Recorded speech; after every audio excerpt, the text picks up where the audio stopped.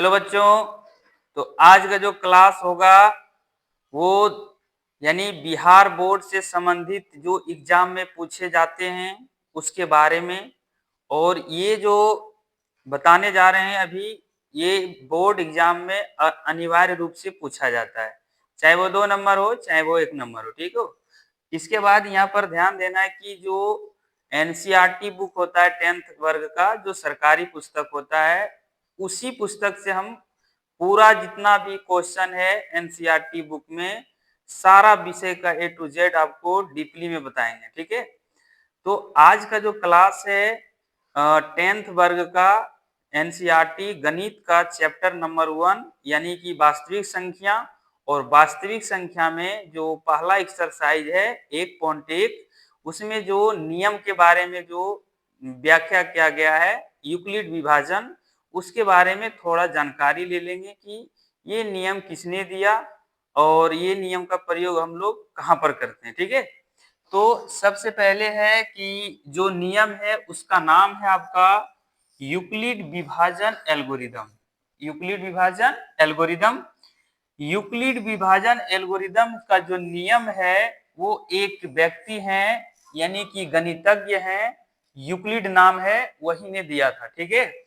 उसके बाद है कि दूसरा पॉइंट है आपका कि यूक्लिड विभाजन एल्गोरिदम को यूक्लिडियन एल्गोरिदम भी कहा जाता है, ठीक। तीसरा पॉइंट है इसमें कि यूक्लिड यूक्लिड का जो जन्म हुआ था कब हुआ, तो 325 ईसा पूर्व में, यानी आज का नहीं है, बहुत पुराना है, ठीक है, ईसा पूर्व। उसके बाद इसका मृत्यु 265 ईसा पूर्व। और इसका जो निवास है यानी जहां पर रहते थे, एक जगह का नाम है अलेक्जेंड्रिया, जो यूनान देश में, ठीक है। अगला पॉइंट है कि अभी हम बताए थे कि यूक्लिड विभाजन एल्गोरिदम को यूक्लिडियन एल्गोरिथम कहते हैं। तो अब यहां पर अगला पॉइंट में है कि यूक्लिडियन एल्गोरिथम को यूक्लिड विभाजन प्रेमिका कहते हैं, ठीक है। अब अगला नियम है, इस नियम के अनुसार महत्तम समावर्तक, यानी इसका पूरा है, इसको शॉर्ट में हम लोग बोलते हैं मॉसो, अंग्रेजी भाषा का प्रयोग करेंगे तो एचसीएफ निकाला जाता है।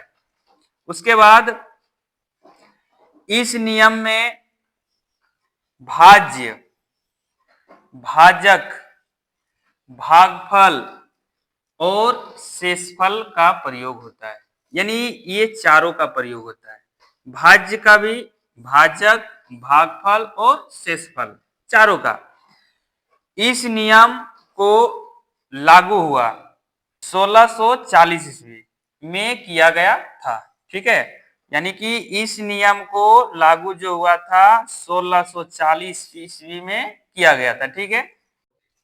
यूक्लिड विभाजन एल्गोरिदम का जो सूत्र है A बराबर BQ+R, और इसका एक शॉर्ट में बताया जाता है 0, ठीक है, greater than equal to R greater than B।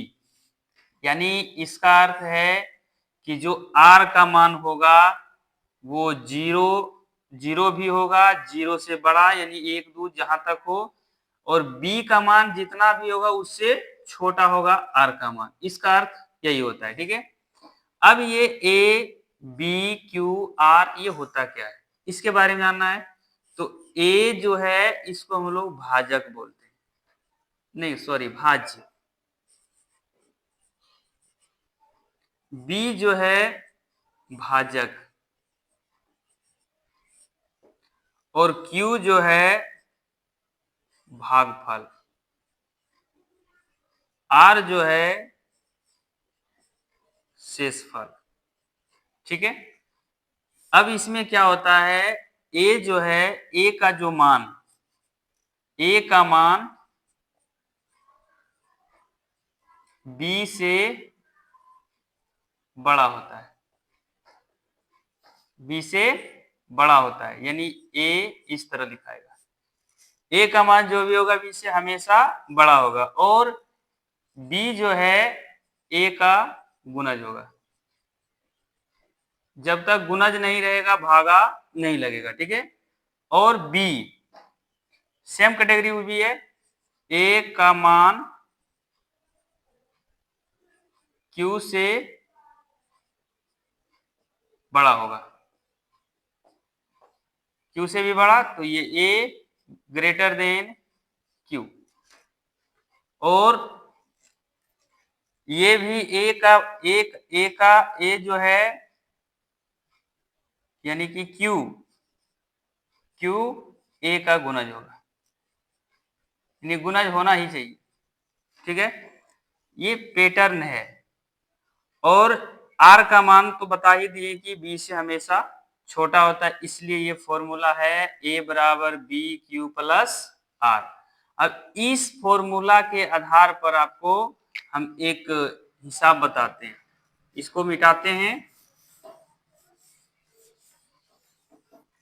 यहां पर प्रश्न होगा 135 और 225 को यूक्लिड विभाजन प्रेमिका के अनुसार मोसो या HCF ज्ञात करें, ठीक है। अब इसको अगर बनाना है तो सबसे पहले यहाँ पे हल लिखना है, हल लिख देंगे। जो प्रश्न है उसको देना है 135 और 225। इसमें एक बात को ध्यान रखना है, जो बड़ा होगा उसको ए मानते हैं, जो छोटा होता है उसको बी, ठीक है। अब यहां पर करना क्या है, लिखना है यूक्लिड विभाजन एल्गोरिथम सूत्र से फॉर्मूला लिख देना ए बराबर बी क्यू प्लस आर, ठीक है। ए कितना है 225 बरोबर बी 135, क्यू का मान नहीं मालूम है, तो यहाँ करना क्या है, थोड़ा सा रफ करना है। जो भाग विधि से हम लोग बनाते हैं महत्तम समावर्तक, उस तरह से इसको बनाएंगे पहले। अब देखना है कि 135 है तो 135 के दुगना होता कितना है, ठीक है। इसमें कितना से लगाएंगे, यहाँ पर कितना लगाएंगे कि ये लगभग लगभग में हो जाए। 2 से लगाएंगे तो ये 270 हो जाता है, यहाँ 2 से 25 है, तो यहाँ लगाएंगे 1 से। जैसे 1 से देंगे तो यहाँ पर हो जाएगा 135, 5 में से 5 जाएगा 0। अब ये तो 2 में 3 घटेगा नहीं, इधर से पैंचा ले लेंगे, पैंचा जैसे ही लेंगे तो ये हो जाएगा 12, 12 में से आपको 3 जाएगा तो 9, ये खत्म।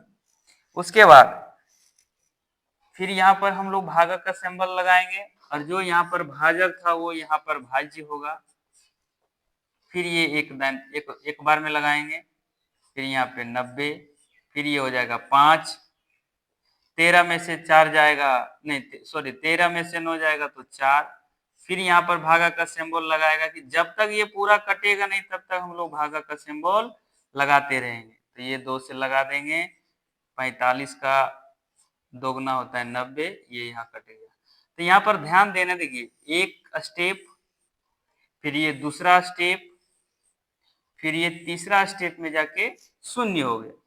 अब इसको सजाना, पहला स्टेप लेना है, क्या लेना है कि भाज्य आपका 225 है बराबर भाजक यानी b का मान 135 है, तो q का मान कौन होगा, ये आपका b का मान, ये a का मान, ये q का मान, ये r का मान, पहला स्टेप में। तो q का मान आपका 1 प्लस फिर कितना हो जाएगा r का मान 90। अब यहाँ जब तक यहाँ पे 0 नहीं आएगा तब तक ये हिसाब बनते रहेगा। उसके बाद अब जो यहाँ पर भाजक है, अगला स्टेप में ये भाज्य का काम करेगा, ये भाज्य का काम। और जो आपका शेष था वो दूसरा स्टेप में वो भाजक का काम करेगा। तो यहाँ पर गुना, तो दूसरा स्टेप में देखेंगे तो ये हो गया बी का मान, ए का मान, क्यू का मान, आर का मान। तो क्यू का मान कितना हो जाएगा 1 प्लस यहाँ पे हो जाएगा 45। अभी भी यहाँ तक जीरो नहीं आया, नहीं आया तब तक इसको बनाते रहना है। अब तीसरा स्टेप में जो होगा, जो आपका भाजक था वो आपका भाज्य होगा, जो आपका शेषफल था वो आपका भाजक होगा। गुना, तो यहाँ पर ये ए का मान नहीं सॉरी ये बी का मान, ए का मान, क्यू का मान, आर का मान। अब यहाँ पे ये 2 दे दिए तो यहाँ 90 है, 45 को दुगना करेगा 90, यानी प्लस में यहाँ पर कितना आ गया 0। अब क्या करना है, यहाँ जैसे ही 0 आया तो जो बी का मान होगा वही आपका मौसो होगा। तो यहाँ पर लिखेंगे अतः 135 और 225, 135 और 225 का HCF या मौसो बराबर 45 होगा। ये आपका क्या हो गया आंसर। तो कैसा लगा ये वीडियो, आप लोग थोड़ा सा देखिए और इसको ज्यादा से ज्यादा शेयर कीजिए, सब्सक्राइब कीजिए और आगे से और इसे यूनिक चीज आपको अच्छा तरीका से समझाने का प्रयास करेंगे, ताकि बिहार बोर्ड का जो एग्जाम हो या तो जो महीनवारी परीक्षा होता है यानी मासिक परीक्षा जो होता है वो, उसमें आप लोग पूरा से पूरा क्वेश्चन का हल कर सके। थैंक यू, धन्यवाद।